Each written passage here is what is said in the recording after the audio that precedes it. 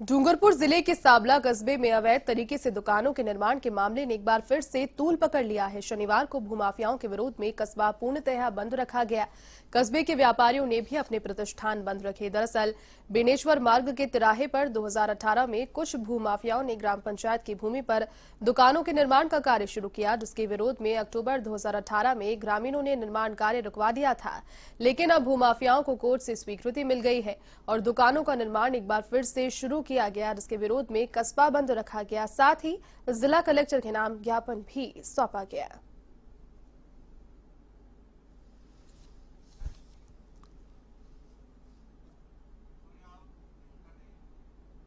राजधानी जयपुर में एक बार फिर 3 शातिर बदमाशों ने एटीएम लूट की वारदात को अंजाम दिया। घटना जयपुर ग्रामीण के रेनवाल थाना इलाका स्थित अनंतपुरा गांव की है। पुलिस के अनुसार डेयरी बूथ में एचडीएफसी बैंक का एटीएम लगा हुआ है। 3 शातिर बदमाश मौके पर आए और यहां उन्होंने लगे सीसीटीवी कैमरों पर कपड़ा लगा दिया, जिसके बाद बदमाशों ने गैस कटर की सहायता से एटीएम को काटा और उसमें रखे 10,32,000 रुपए की नकदी पर हाथ साफ कर दिया। घटना का पता लगने के बाद पुलिस और एफएसएल की टीम मौके पर पहुंची और साक्ष्य जुटाए, तो वहीं जांच पड़ताल में ये सामने आया कि इस एटीएम पर कोई भी सुरक्षा गार्ड ही मौजूद नहीं था। बहरहाल पुलिस सीसीटीवी फुटेज के आधार पर बदमाशों की तलाश कर रही है।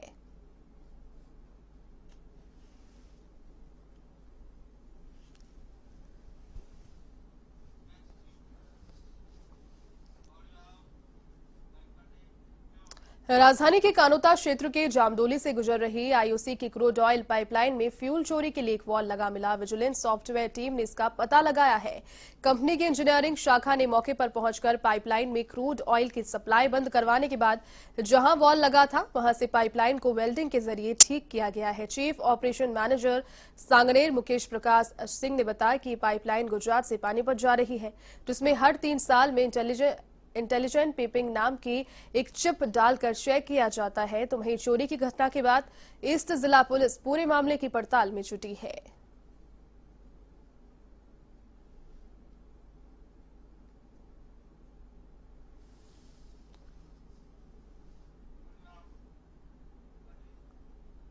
अब खबर है झालावाड़ के डग से, जहां किशन नगर खूंटी गांव में एक अधेड़ ने फांसी लगाकर आत्महत्या कर ली। गांव में रहने वाले 70 वर्षीय बगदूनाथ ने अपने ही घर में पंखे से लटक कर आत्महत्या कर ली। थानाधिकारी बन्नालाल चौधरी ने बताया कि शव का पोस्टमार्टम करवाकर परिजनों को सौंप दिया है और आत्महत्या के कारणों की खोज की जा रही है।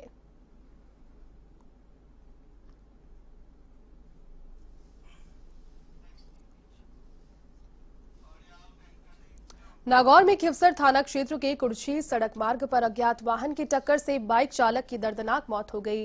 मृतक बरबट्टा निवासी मोहन सिंह भाटी की मौत हुई है। सूचना मिलने के बाद स्थानीय परिजन खिवसर सीएचसी में मोहन सिंह भाटी को ले गए, जहां डॉक्टर्स ने उन्हें मृत घोषित किया। तो वहीं सूचना मिलने के बाद खिवसर पुलिस ने मौके पर पहुंचकर शव को कब्जे में लिया और पोस्टमार्टम के बाद परिजनों को सौंप दिया।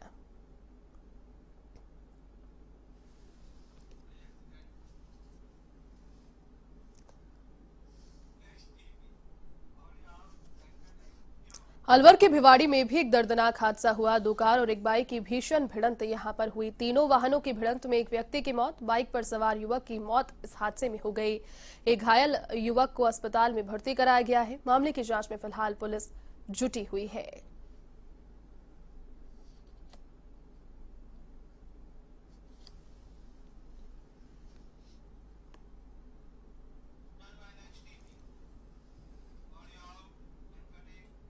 बारां के शाहबाद में कोटा शिवपुरी नेशनल हाईवे पर सड़क हादसे में एक युवक की मौत हो गई। यह हादसा बाइक का संतुलन बिगड़ने से हुआ। इससे मौके पर बाइक सवार युवक की मौत हो गई। सूचना के बाद समरानिया पुलिस मौके पर पहुंची और घटना की जानकारी ली। पुलिस ने बताया कि मृतक की शिनाख्त चिरौंजी निवासी रामेश्वर के रूप में हुई है। फिलहाल पुलिस मामले की जांच कर रही है।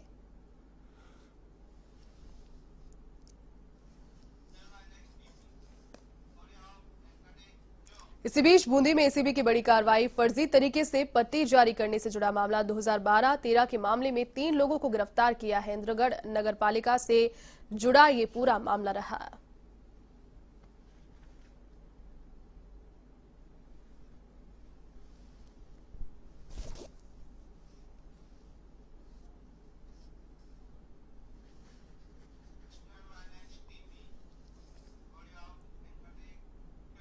दौसा की सिकराई में करंट की चपेट में आने से बुआ भतीजे की मौत हो गई। घटना जगाहिरा गांव की है, जहां किशोर छत पर नहा रहा था। इसी दौरान वो हाई टेंशन लाइन की चपेट में आ गया, तो वहीं किशोर को बचाने आई उसकी बुआ भी करंट की चपेट में आ गई, जहां दोनों की मौत हो गई।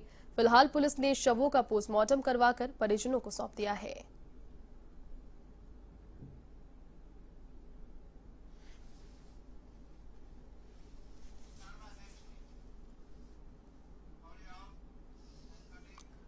तो वहीं श्रीगंगानगर के अनूपगढ़ में गोदारा कॉटन मिल्स में भयानक आग लग गई। आग से लाखों रुपए का नरमा कपास जलकर खाक हो गया। दमकल और बीएसएफ के टैंकरों की मदद से आग पर नियंत्रण किया गया। डीएसपी रामेश्वर लाल मेजाप्ता इस दौरान मौके पर पहुंचे और घटनास्थल का जायजा लिया। फैक्ट्री में चलने वाली मशीनों से निकलने वाली स्पार्किंग से आग लगना बताया फिलहाल जा रहा है।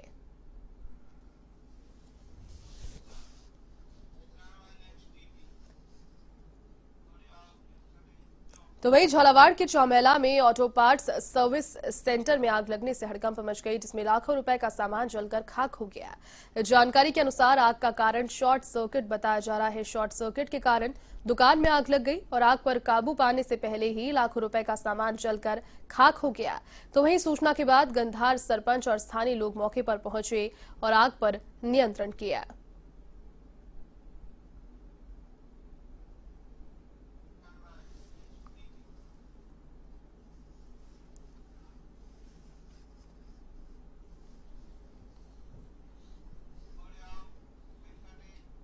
बारां के अंता में एक 80 वर्षीय बुजुर्ग दर दर की ठोकरें खाने को मजबूर है। बुजुर्ग के 4 बेटे होने के बावजूद दर दर की ठोकरें उन्हें खानी पड़ रही है।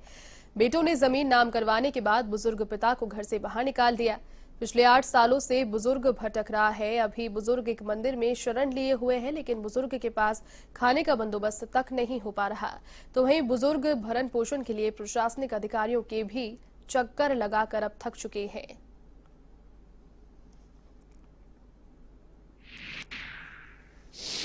टीकरिया के बुजुर्ग व्यक्ति जयनारायण में इन्होंने भरण पोषण का इनका वाद था, वो 2012 में ही सिविल कोर्ट से डिसाइड हो गया है। और इनके 4 बेटे हैं, जिनमें चारों बेटों को कुछ राशि, भरण पोषण राशि बुजुर्ग व्यक्ति को देने के लिए कोर्ट का आदेश किया हुआ है।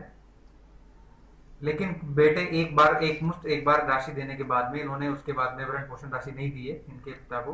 तो उसके लिए इन्होंने कुछ दिनों पहले यहाँ एप्लीकेशन लगाई थी। इसके बाद में हमने नोटिस जारी कर चारों जो इनके बेटे हैं उनको यहाँ बुलाया है और आने वाले टाइम में इनको पूरी तरीके से इनके भरण पोषण की राशि दिलाने के लिए कार्रवाई की जाएगी। खबर अब भरतपुर के डीग से है, जहां पर पुछरी गांव में अप्सरा कुंड और नवल कुंड सहित गिरिराज जी परिक्रमा के मार्ग पर दीपोत्सव मनाया गया। दाऊजी महाराज मंदिर के महंत ब्रज बिहारी शरण महाराज की ओर से दीपदान किया गया। 5000 दीपकों से रोशन होने के बाद परिक्रमा मार्ग झिलमिला उठा। महंत ब्रज बिहारी शरण ने बताया कि दीपदान से ईश्वर प्रसन्न होते हैं और अंधेरा समाप्त होता है। दीपदान कर गिरिराज महाराज से कोरोना मुक्ति की कामना की गई।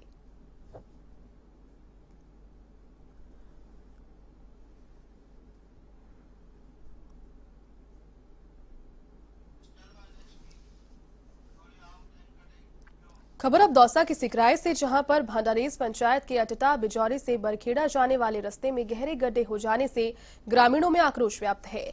इसके चलते ग्रामीणों ने रास्ते को जाम कर दिया और विरोध प्रदर्शन किया। ग्रामीणों का कहना है कि दिल्ली मुंबई एक्सप्रेस हाईवे का निर्माण चल रहा है, इसके चलते दिन भर सड़क पर दमपट दौड़ते हैं, जिससे सड़क पूरी तरह खराब हो चुकी है। यहां से आने जाने में ग्रामीणों को काफी परेशानियों का सामना करना पड़ता है।